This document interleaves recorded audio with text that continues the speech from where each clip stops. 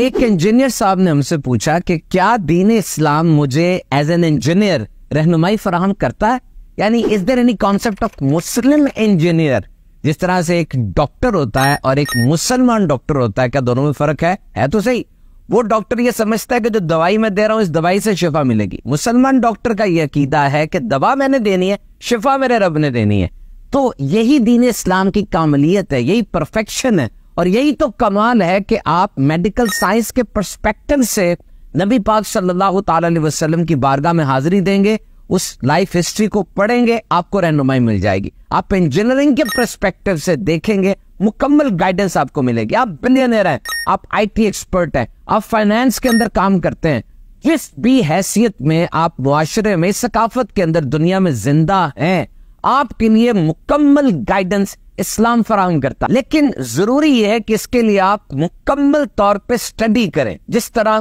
آپ اپنے پروجیکٹس کو سٹڈی کرتے ہیں، انویسٹیگیشن ہوتی ہے، سرچ ہوتی ہے، متعلقہ ماہرین سے آپ ملتے ہیں اور خوب زبردست طریقے سے ایک عرصہ لگا کر کوئی پروجیکٹ تیار کرتے ہیں کہ اب میں نے اس کے اوپر ریسرچ کی اور یہ اس کے بلٹ پوائنٹس ہیں، یہ اس کی نیٹی گریٹی ہے۔ اسی طریقے سے آپ جب دین اسلام سے رہنمائی حاصل کرنے جا رہے ہیں تو ایسا نہ کریں کہ بس ایک دو ویڈیو سن لی، بس میں بیٹھتے بیٹھتے کچھ پوسٹیں چیک کر لی، گزرتے گزرتے کوئی تقریر سن لی اور اب اخذ کر لیا مانا۔ No, this is not the way. You have to do the complete process. آپ کو مکمل کام کرنا پڑے گا، اور پھر آپ دیکھیے آپ کو اپنی زندگی کے بارے میں کیسی زبردست رہنمائی یہ کامل و اکمل آخری دین دیتا ہے۔ اور دیکھیے آپ تو پڑھے لکھے آدمی ہیں، ٹنل ویژن نہ بنائیں، سوچ کو محدود نہ کریں، بہت بڑی سوچ رکھیں، کیونکہ یہ بہت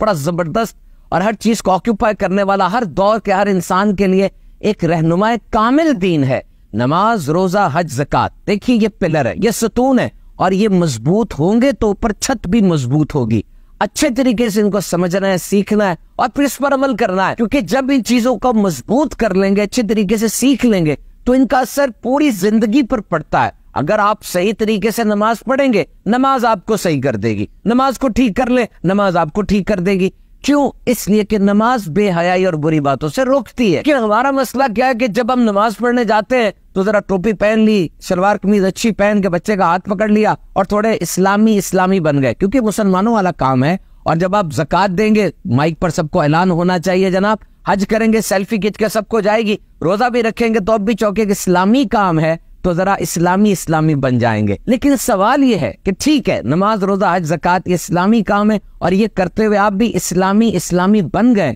لیکن جب آپ مارکیٹ گئے اور آپ تاجر تھے، وہاں پر تجارت کرتے ہوئے آپ کا رویہ کیوں نہیں تبدیل ہوا؟ اپنی زوجہ سے معاملات کرتے ہوئے آپ نے اپنے ہمسائے سے جب بات کی، اس وقت جب آپ بیٹھے تھے اپنے آئی ٹی کے ٹیبل کے اوپر اور کسی کلائنٹ سے بات کر رہے تھے، جب آپ فائنانس کی کوئی چیز ڈیل کر رہے تھے، جب آپ انجینئرنگ کے پروجیکٹ پہ سائٹ پر موجود تھے، جب آپ پیشنٹ سے ڈیل کر رہے تھے اور ہاسپٹل میں تھے، تب آپ نے اس بات کو کیوں مد نظر نہیں رکھا کہ میں مسلمان ہوں اور میرا اسلام ان تمام چیزوں کے بارے میں مجھے 100% اور بیسٹ گائیڈنس فراہم کرتا ہے؟ اور یہی تو زبردست ایک اسوہ کامل ہے کہ نبی برحق صلی اللہ تعالی علیہ وسلم کی حیات طیبہ 63 سال ہے، اور دیکھا جائے تو یہ بہت بڑا سپین آف لائف نہیں ہوتا، لیکن اس 63 سال کے اندر ایسا کمال، ایسی پرفیکشن ہے کہ دنیا کے ہر انسان کے لیے، بلکہ ہر دور کے ہر انسان کے لیے مکمل رہنمائی موجود ہے۔ دیکھیے آپ پروفیشنل ہیں نا، آپ کی زندگی ہے، صبح آپ کا اٹھنا، صبح اٹھنے کے بعد دعا پڑھنا، اپنے بستر کو صاف کرنا، نماز کی ادائیگی، قرآن مجید پڑھنا، اس کی قرات کرنا، اور پھر تلاوت کے ساتھ کچھ تشریح تفسیر بھی پڑھ لینا، ماں کے چہرے کی زیارت کرنا، بیوی کو مسکرا کے دیکھنا، کھانا آپ نے کھانا ہے، اب کھاتے وقت آپ دیکھ رہے ہیں مٹن ہے، چکن ہے، کون سا گوشت ہے، فرائی ہے کہ روسٹ ہے، لیکن اس سے پہلے آپ دیکھیں گے حلال ہے کہ حرام ہے۔ دفتر آ رہے ہیں آپ، رستے میں پتھر پڑا، پتھر ہٹا دے، اس کا بھی ثواب ہے۔ اور جب دفتر میں آئے، سینئر جونیئر کے ساتھ مینرز کیسے رکھنے ہیں جناب، سننا کیسے ہے، گفتگو کیسے کرنی ہے، چہرے پہ مسکراہٹ سجا کے رکھنی ہے۔ اور پھر سارے دن کے بعد وہ صبح آفس آئے تھے، باس کی جھڑکیاں، ادھر ادھر کی لیگ پولنگ، ٹریفک، دھواں، اس سب کے بعد جب انسان اکتا جاتا ہے تب ایک آواز آتی ہے، حی علی الفلاح، آؤ فلاح کی طرف، آ جاؤ آ جاؤ، اور سب کچھ چھوڑ کے اب آپ آتے ہیں، آ کر وضو کر کے ریفریش ہو جاتے ہیں، اور پھر آپ ایک خاص انداز سے یہ نماز کی ادائیگی ہوتی ہے، اور یہ سب کچھ کتنا بہترین ہو جاتا ہے۔ جس جگہ آپ کام کر رہے ہیں، رشوت، ملاوٹ، سود،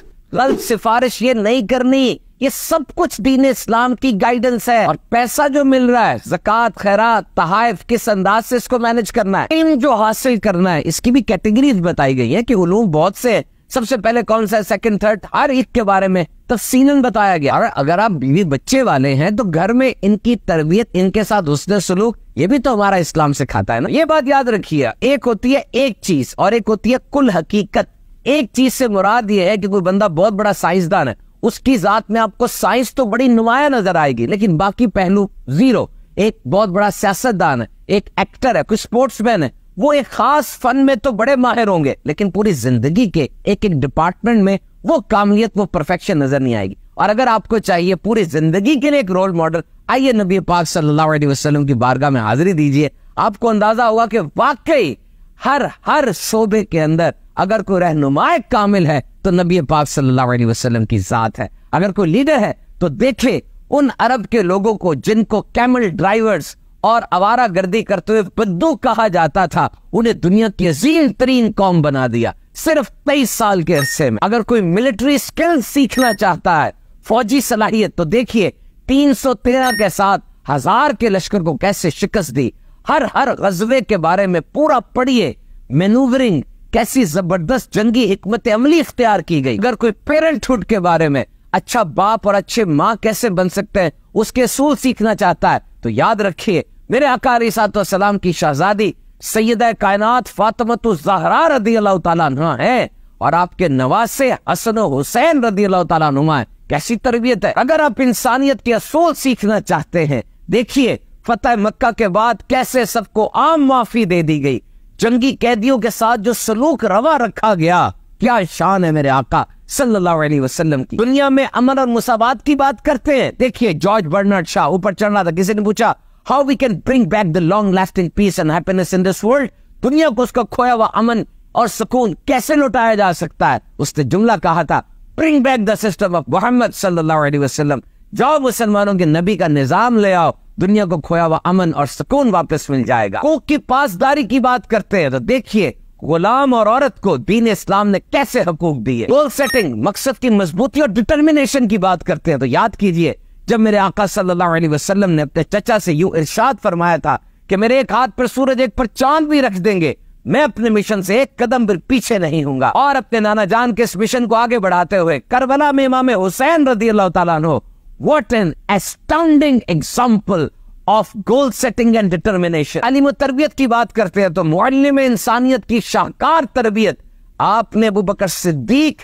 عمر فاروق اعظم، عثمان غنی، حضرت علی المرتضیٰ کرم اللہ تعالیٰ وجہ الکریم رضی اللہ تعالیٰ عنہما، ان سب کی تربیت کی۔ اور ایسا تربیت کا شاہکار 1,24,000 کبوبے صحابہ ہیں، اور ارشاد فرمایا تم ان میں سے جس کی پیروی کر لو نجات پا جاؤ گے۔ تعلیمی ادارے کی بات کرتے ہیں، دیکھیں انجینئرنگ یونیورسٹی میں صرف انجینئر بنتا ہے، میڈیکل کالج کے اندر میڈیسن کا ماہر ڈاکٹر بنتا ہے، فائنانس والے میں صرف CA بنتے ہیں۔ اور میرے آقا علیہ الصلوۃ والسلام کا بھی ایک تعلیمی ادارہ ہے، ریزیڈینشل یونیورسٹی تھی، نام ہے صفا انٹرنیشنل یونیورسٹی تھی یہ، اور یہاں سے پڑھنے والے دنیا پر جا کر حکومت کرتے ہیں۔ مینجمنٹ سکلز کی بات کرتے ہیں تو کیسے مدینے کی وہ حکومت بڑی اور پوری دنیا میں اسلام کا پیغام پھیلتا چلا گیا۔ تو آج کا پیغام آپ کو یہ ہے کہ آپ جو بھی ہیں اور جو کام بھی کرنے لگے ہیں، سب سے پہلے رہنمائی دین اسلام سے حاصل کرنا۔